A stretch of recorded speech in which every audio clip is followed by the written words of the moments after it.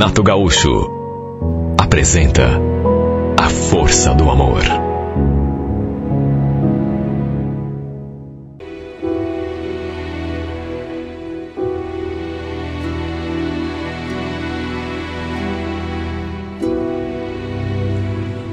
Olha, eu reconheço que errei.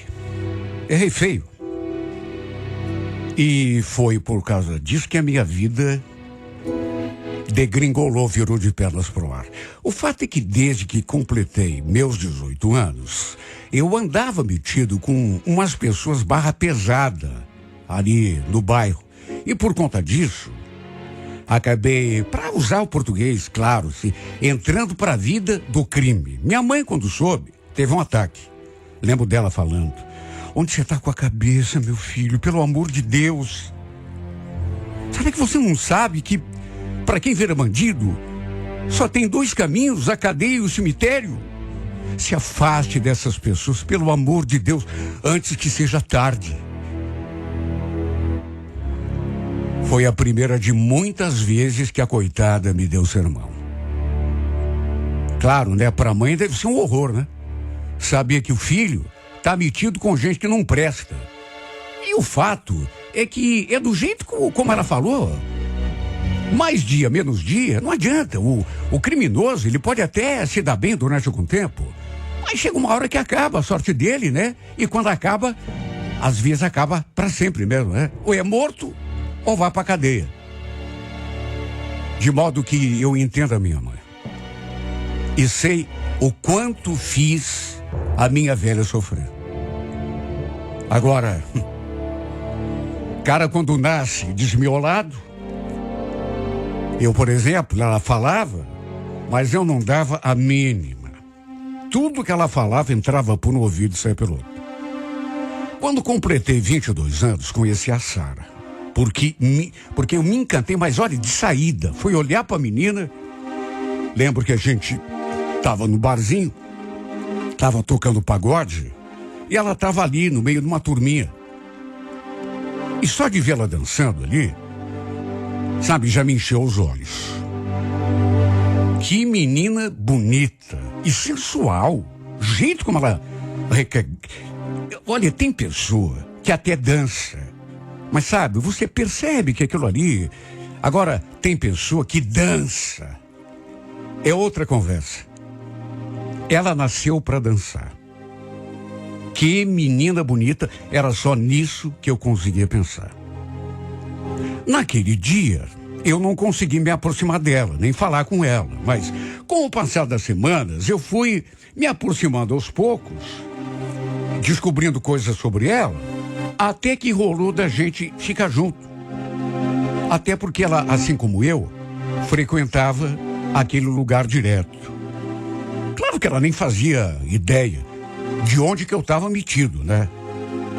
O detalhe é que, já nessa época, quando conheci a Sara, eu já tinha 2 passagens pela polícia. Para resumir, a gente acabou se envolvendo seriamente. Olha, me apaixonei por essa mulher de um modo que não consegui pensar em outra coisa. Andei até cometendo alguns erros ali com o pessoal que eu estava envolvido, tudo por causa dela. Sei lá, a paixão virou a minha cabeça, a ponto de eu começar a pensar seriamente em dar um jeito na vida, arrumar um emprego decente, começar a viver uma vida normal, vamos dizer assim, para minha alegria. Ela também gostava de mim. Só que, repito, não sabia no que eu andava metido.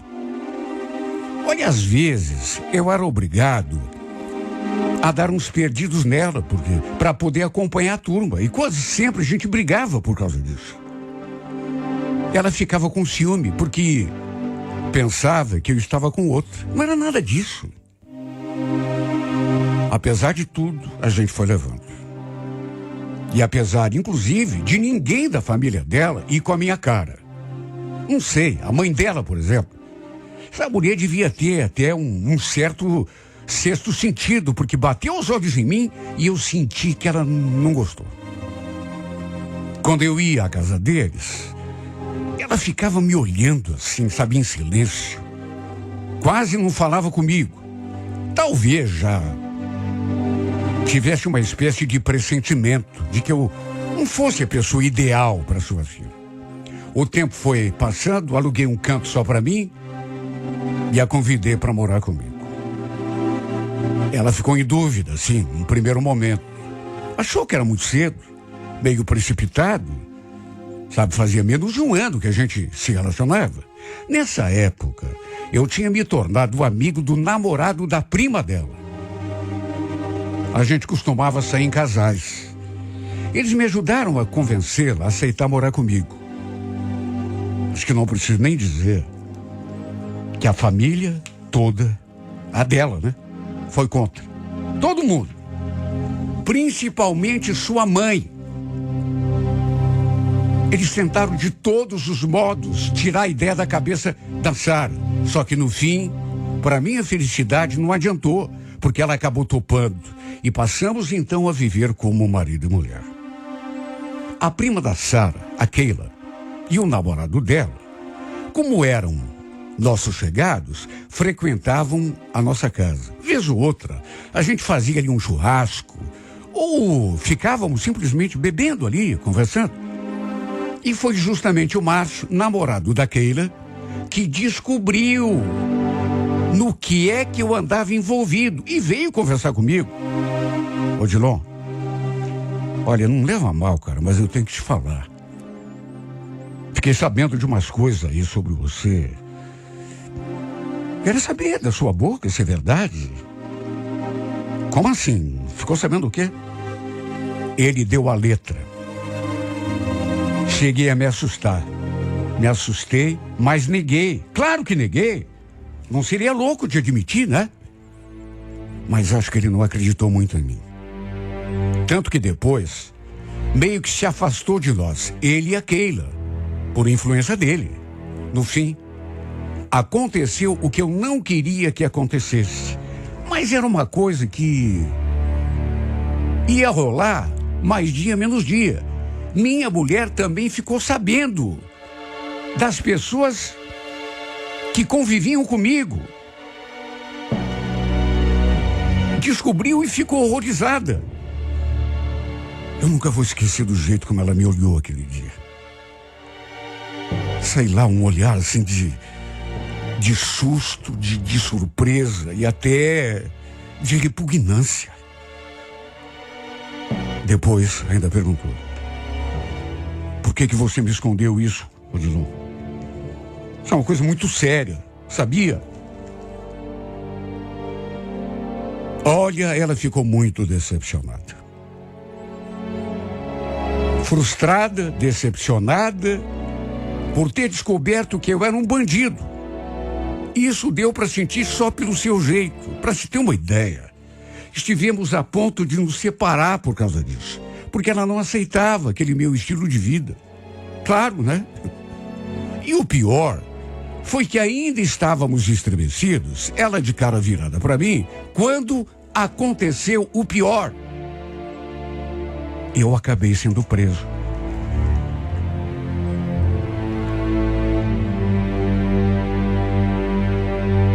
A polícia veio me buscar na minha própria casa. Deve ter havido alguma denúncia anônima e no fim eu me estrepei. Para minha desgraça, ela viu tudo. Nunca vou esquecer os olhos dessa mulher enquanto eu era colocado com truculência dentro daquele camburão. Olha, foi um dia desastroso. Um dos piores da minha vida, se não o pior. Não porque estava sendo preso, mas por conta do olhar de decepção da minha amada. É claro que eu mereci o que aconteceu. Lógico. Não posso culpar ninguém, senão é mim mesmo. Só que tem uma coisa que me doeu tanto. Mais do que ver os olhos de decepção que ela fez quando eu estava sendo preso. Teve uma coisa que me doeu mais ainda. Ela nunca foi me fazer uma visita. 2 anos e 3 meses. O tempo que fiquei detido, e repito, ela nunca deu as caras. Sabe o que você esperar dia após dia a pessoa que você mais ama te virar as costas? Foi uma coisa que acabou comigo, me arrebentou por dentro. Foram os dias mais longos da minha vida. Não sei nem como consegui aguentar. Não porque estivesse preso, mas por conta da indiferença da minha mulher, do seu desprezo. Ela nunca foi me ver, nem mesmo para saber como estava. A verdade é que o tempo passou, acabei sendo solto, me senti perdido nos primeiros dias, sem saber o que fazer da minha vida, né? Mas logo tratei de ir, até porque precisava sobreviver. Mas a primeira coisa que eu fiz, apesar de toda a indiferença dela, foi ir atrás da Sara. A primeira porta em que fui bater foi a casa da mãe dela. Bati palmas, ela saiu da janela e quando me viu, já fez aquela cara. Sabe, olha, eu preferia até que não fosse a mãe dela me receber, porque a mãe dela, repito, ela já me detestava, mesmo antes de saber quem eu era e com quem andava. Não sei se ela tinha uma intuição muito forte, mas desde que a gente se conheceu, que essa mulher não ia, ela não gostava de mim. E quando ela apareceu na janela, quando eu bati palmas, já foi me destratando. O que você quer? Minha filha não quer mais saber de você não, viu? Cadê a Sara, dona Elvira? Tá em casa? Eu preciso conversar com ela. Ela não tá. Aliás, a Sara nem mora mais aqui, se você quer saber, tá? Mas onde que ela tá morando? Não sei. Não sei. Aliás, não adianta procurar. Eu não vou mais permitir que você chegue perto dela. Deixe a minha filha em paz.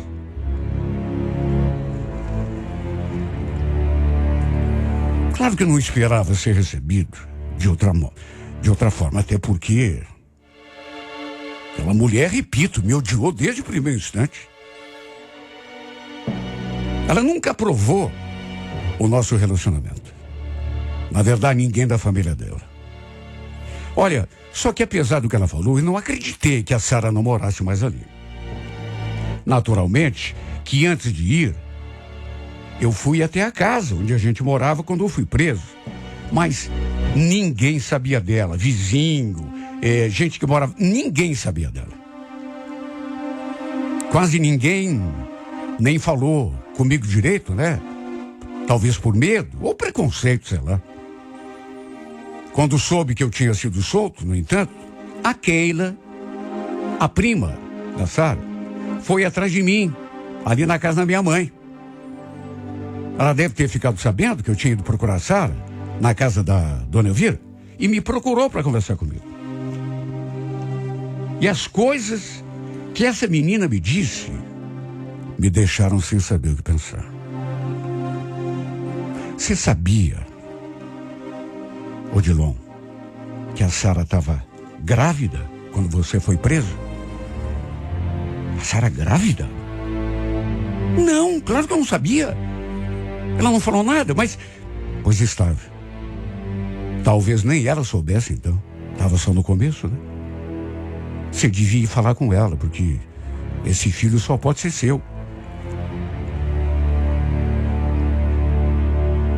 Imagine como ficou a minha cabeça. Meu Deus.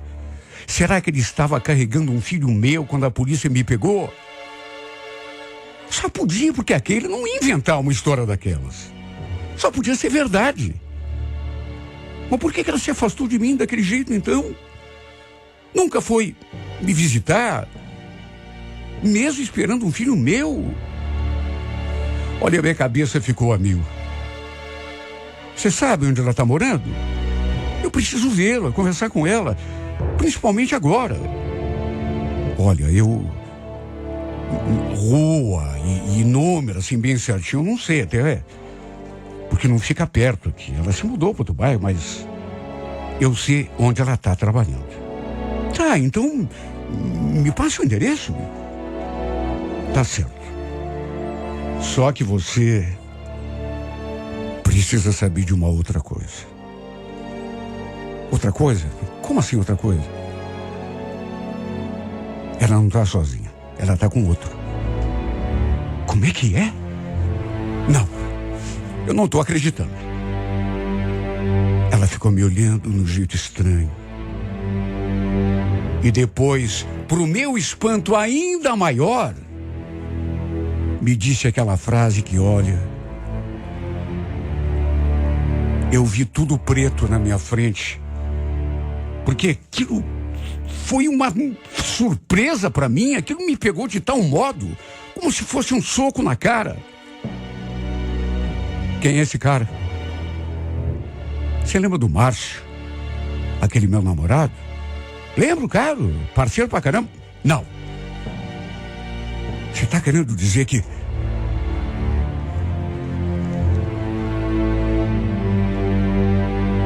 Pois ela roubou ele de mim logo depois que você foi preso.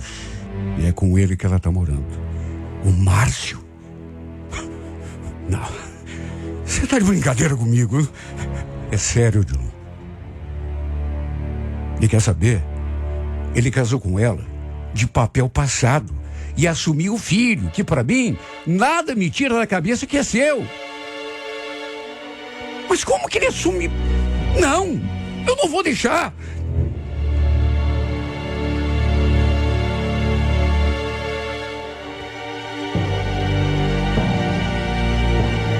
Parecia um pesadelo. Aquilo não podia estar acontecendo. Era muita coisa, assim, de uma vez só.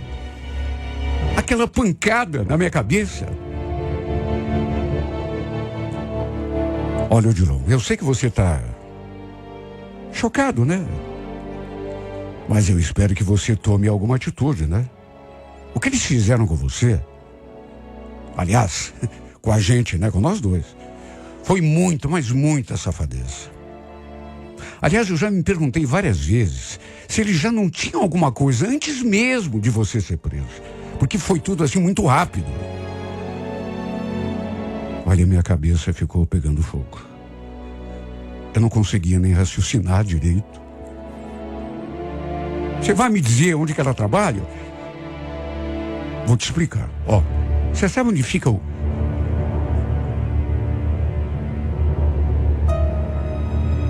Eu precisava conversar com a Sara. Se eu não conversasse com ela, não tirasse tudo aquilo a limpo, eu acho que enlouquecer. Era uma sorveteria onde ela estava trabalhando.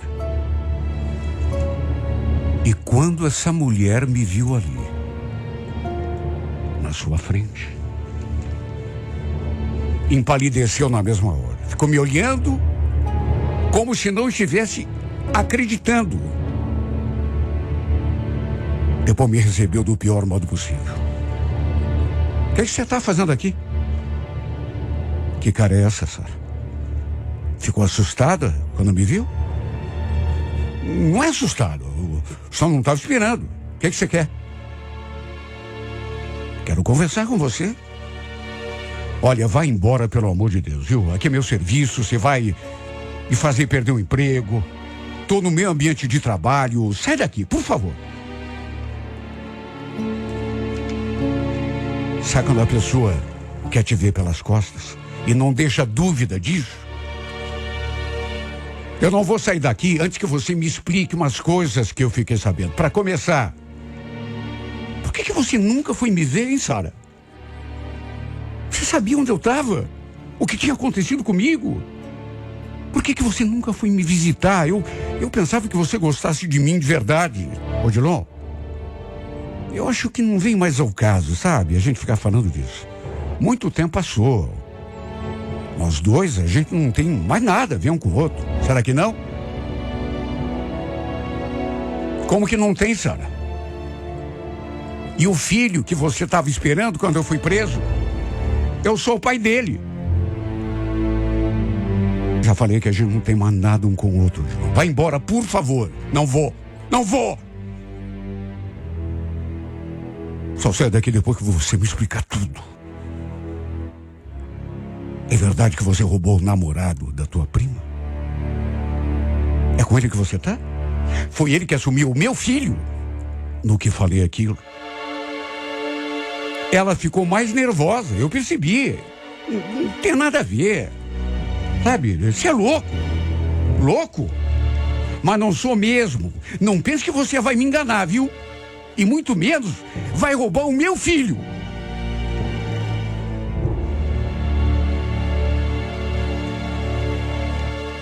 Vou te pedir só mais uma vez. Vai embora, por favor. Se você não for, eu vou chamar o dono e pedir que ele chame a polícia. Eu quero que você fique bem longe de mim e da minha família. Apesar de tudo, juro, eu não imaginei que ela fosse me tratar daquele jeito. Tudo começou, eu admito, na minha vida errada. Eu estraguei tudo no começo. Mas até um pecador como eu merece um pouco de consideração. Principalmente de uma pessoa que dizia te amar. Além de nunca ter ido à prisão, nem me fazer uma visita. De ter me desprezado. Ela ainda deu o meu filho para outro homem assumir. Criar como se fosse dele. E esse outro era ninguém menos que o Márcio. Um cara que eu considerava demais, que recebia na minha casa, com uma boa vontade, na amizade. Pagava churrasco, pagava cerveja para ele. Infeliz, desgraçado.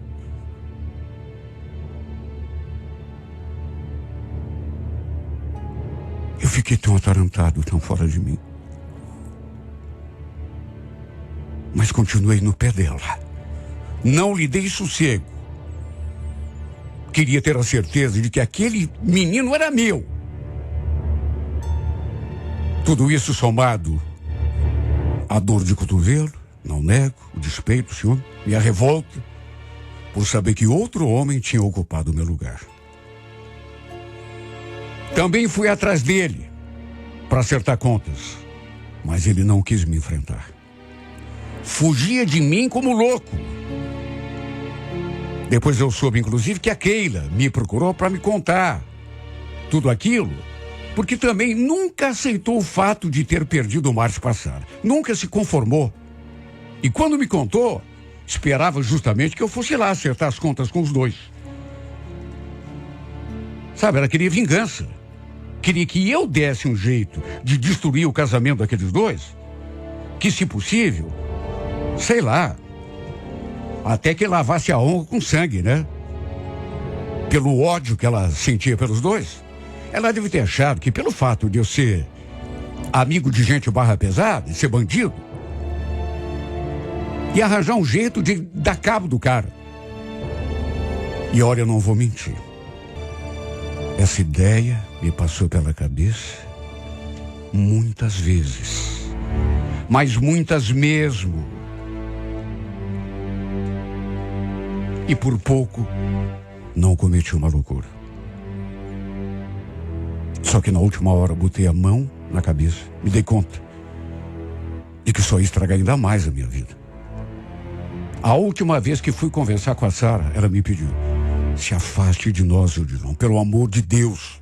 Eu não quero mais nada com você. Não entendeu ainda? Mesmo que você fosse o último homem da face da terra, preferia morrer a voltar para você, viu? Eu amo o Márcio. Deixa minha família em paz, pelo amor de Deus. Não vou mentir. Depois que ela me disse isso, até dela eu fiquei com raiva. Já estava sentindo um ódio do tamanho do mundo. Despeitado. Mas parece que piorou. E durante algum tempo, fiquei planejando vingança. Contra os dois. Até que depois não sei o que se passou comigo. Parece que a minha mente foi clareando e eu comecei a me dar conta de que a melhor coisa a ser feita era me afastar de tudo e de todos. Se cometesse mais algum crime grave ainda, minha vida estaria acabada. Com toda certeza, jamais sairia da prisão, se não fosse morto. Acho que naquela hora fui tocado de uma certa forma pela mão de Deus, porque foi assim que eu senti. Porque pela minha cabeça, acho que jamais teria colocado os pensamentos em ordem e tomado essa decisão de parar com tudo. Decidi me afastar, dar um rumo novo para a minha vida, tentar recomeçar do zero, ser feliz de outro jeito, ao lado de outra pessoa, ou sozinho, quem sabe. Eu não era a pessoa certa para ela, nunca fui. E talvez nem ela fosse para mim. Se fosse, não teria me desprezado no momento mais triste da minha vida. Não teria sido indiferente a tudo o que eu estava passando. Quer saber? Eu sei que o errado fui eu no começo. Que fui eu que estraguei tudo. Mas, quer saber? Ela nunca me amou. Até porque se amasse, não iria se importar com o que eu tinha feito. Ia ficar do meu lado. Teria pelo menos ido me visitar na prisão para saber se eu precisava de algo, se eu estava passando fome. Mas nem isso. Ela simplesmente esqueceu que eu existia. Passou uma borracha em tudo o que tinha acontecido entre nós. Até hoje não sei se esse menino é meu ou não é meu filho. Mas até para não estragar a vida dele também, preferi me manter à margem, sem ter certeza de nada. Só que o fato de não saber se sou ou não pai desse moleque me consome dia e noite, me tira a minha paz, acaba comigo. Confesso pela 1000ª vez, tenho consciência dos meus erros. Tanto que estou pagando por isso até hoje. Mas ela não tinha o direito de ter feito isso comigo. Não tinha. Até um pecador, um criminoso, merece algum tipo de consideração, principalmente de parte de uma mulher que dizia que me amava. Amava nada. Passou uma borracha em tudo. Em tudo que a gente viveu. Como que uma pessoa que ama outra age como se o outro não importasse? Apesar dos seus pecados, dos seus erros, como que uma pessoa passa de um dia para o outro a agir e a viver como se o outro não existisse? Como uma pessoa diz que te ama num dia e no outro, por pecados que você cometeu, finge que você não existe mais. Finge que você morreu. Finge que você sumiu. Não se dá conta nem da sua existência.